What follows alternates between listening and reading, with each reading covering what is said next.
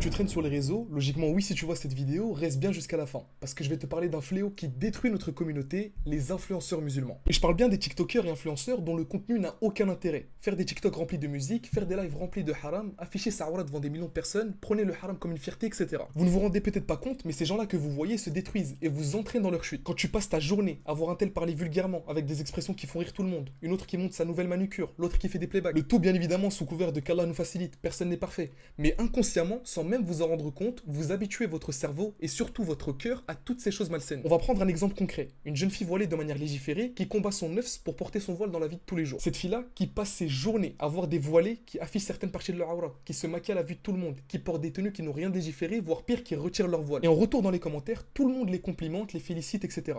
Vous pensez réellement que ça joue pas dans le cœur de ces sœurs qui voient tout ça? C'est des humaines comme les autres. Elles aussi veulent ressentir la sensation de plaire, de faire des centaines de milliers de likes et donc vont commencer à le faire à leur tour. Des choses qui sont aux